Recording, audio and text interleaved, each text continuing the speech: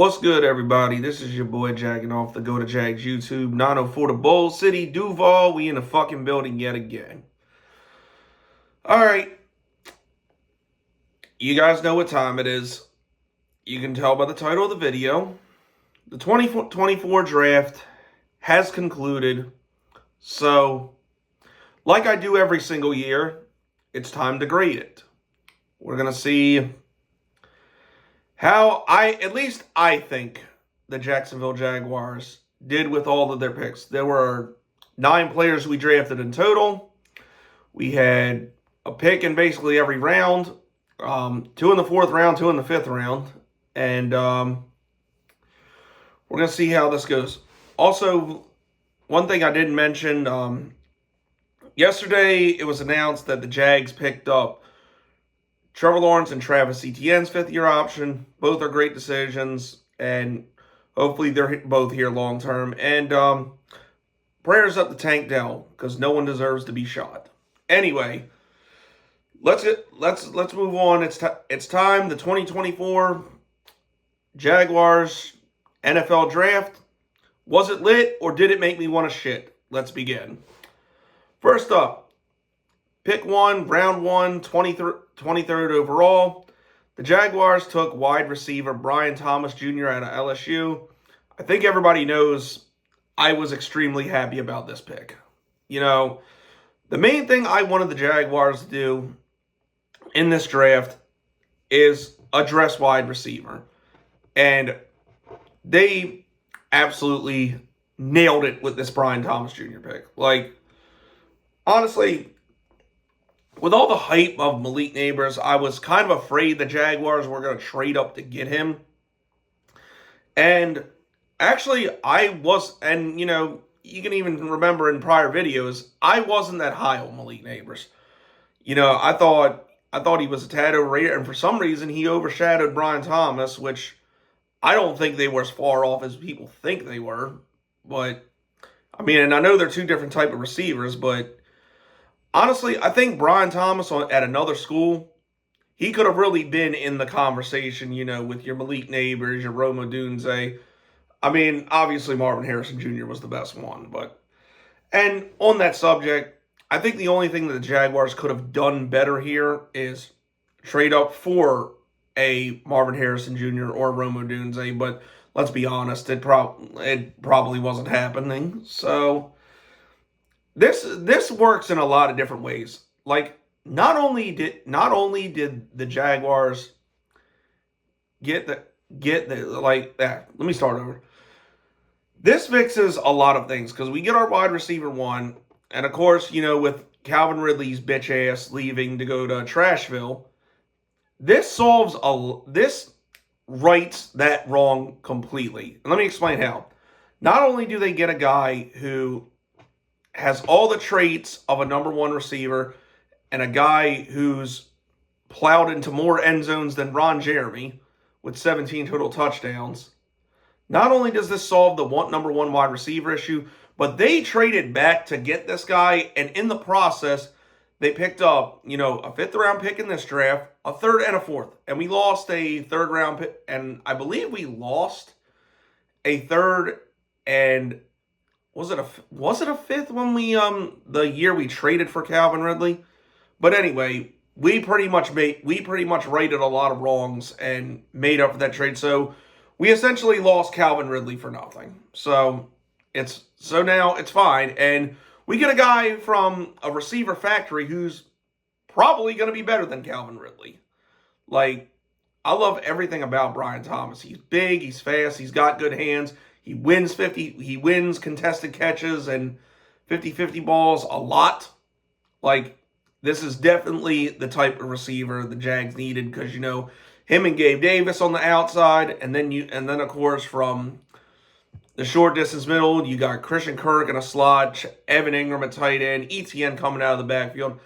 This is going to be a very lethal offense with a plethora of pass catchers at at Trevor Lawrence's disposal. This is going to be the best offense he's ever played for in Jacksonville. Mark my words. Like, other than trading off of Rome Odunze, this couldn't have gone any better. Like, when we traded back, I was thinking, oh, fuck, Brian Thomas is going to be gone.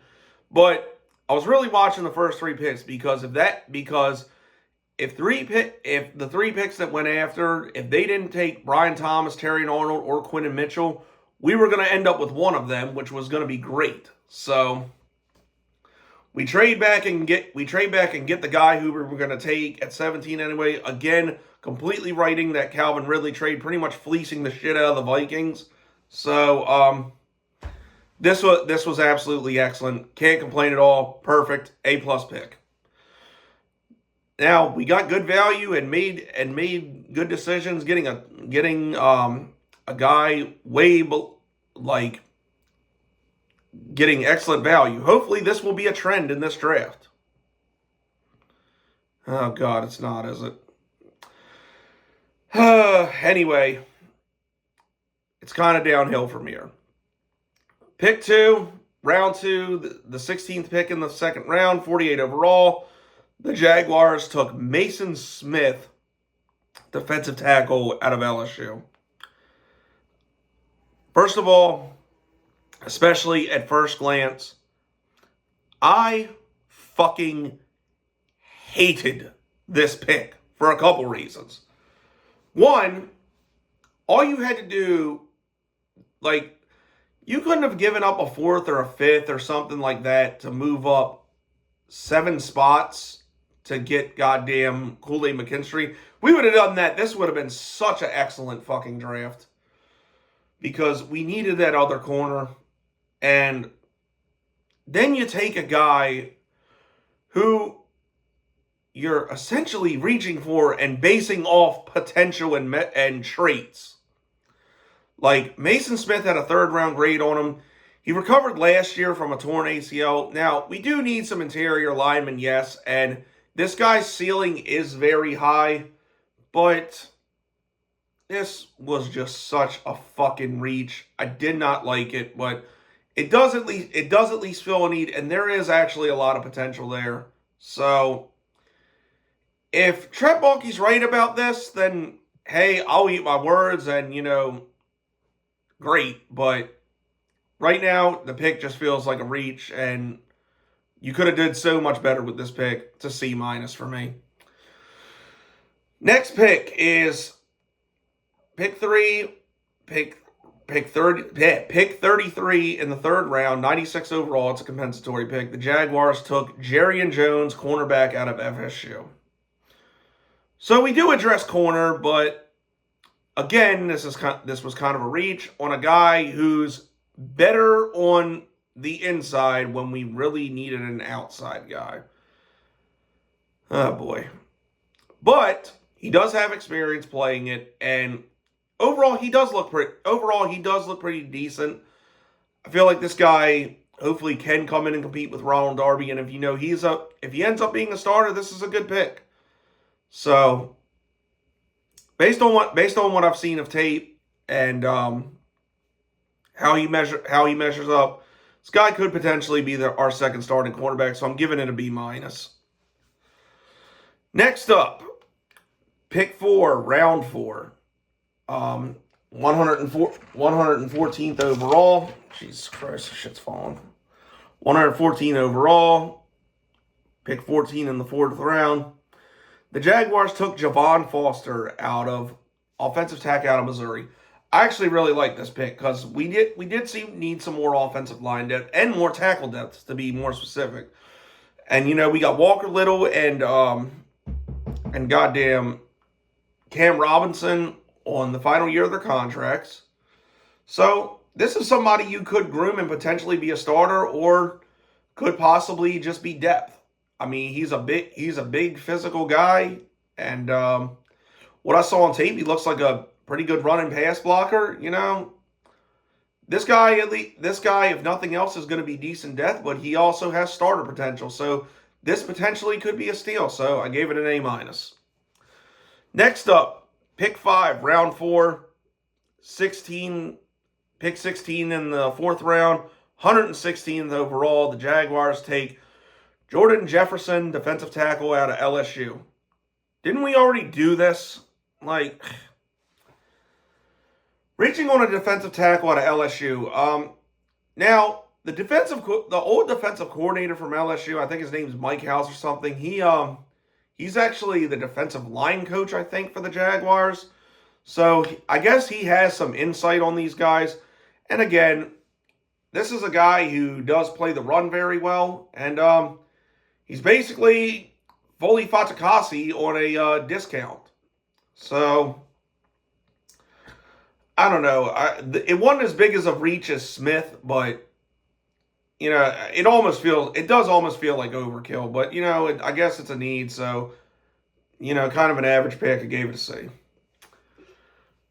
Next up, pick 6, pick 18 in the 5th round, 153 overall. The Jaguars took Deantre Prince, cornerback out of Ole Miss. This is good value and it's good depth at corner. This guy also has potential to, possibly compete and be a starter. So, what I saw from him on tape, he looked pretty solid. You know, if nothing else is decent depth in there. So, you know, I don't know. Between Jarrian Jones and Prince, hopefully one of them works out and they eventually be the starter. But, you know, this feels like a little bit better value than the Jarrian Jones pick, so I gave it a B. Pick 7, 32nd pick in the 5th round, 167 overall. The Jaguars took Keinan Robinson, running back out of Texas. Oh, God, not this again. Just why? This was the 4th string running back at Texas. He was drafted solely for special teams. Like, in the 5th round, bro. I don't even know if this guy would have fucking got drafted. It's a terrible pick. I don't see this guy playing offense at all. Just shit. It's an F. Pick and shove it. Pick 8, round 36 pick in the 6th round, 212 overall. The Jaguars took Lil Cam, or Cam Little, the kicker out of Arkansas. This hopefully solves our kicking woe. This guy has a fucking big-ass leg, and nobody really talked about this. This was a really deep draft for kickers. I think 3 of them got picked in the 6th round. And this guy was 4 of 5 on field goals of 50 yards or more. Just an absolutely big-ass leg. And, you know, you got him for the first 4 years under a rookie contract. This might be one of those picks that, like, is going to be excellent value for the 6th round. Like the pick. Hopefully it all translates to the NFL and he's our starter for years to come. It's an A. Pick 9, round 16 in the 7th round. 236 overall. The Jaguars finally address edge and take defensive end Myles Cole, defensive end out of Texas Tech. From what I saw from this guy, you know, he has a lot of college experience. He was at Texas Tech for 6 fucking years. And potentially a project player. But you know what I saw of him, he looked pretty good. This is pretty good value. And you know, if this guy develops into a 3rd or 4th pass rusher, something the Jaguars were desperately missing last year, it can't be any worse than fucking Kayvon Chason. So if this guy makes it and does good, this is a home run pick. Give it an A. Now, for an overall grade. There were a lot of good picks in this draft. There were also a lot of bad ones. But overall, I feel like this draft was solid. I think there's going to be at least 3 or 4 key contributors from this draft. The Brian Thomas Jr. Pick was especially great. You know, usually you want your first round pick to be your best pick, obviously, and it definitely was. So, however, there were picks that were reaches and, you know, one in there that made absolutely no fucking sense. So, overall, I'm going to give the draft a B+. I have the potential to be wrong either way on this, but and I'll leave the individual grades in the comment section, you know.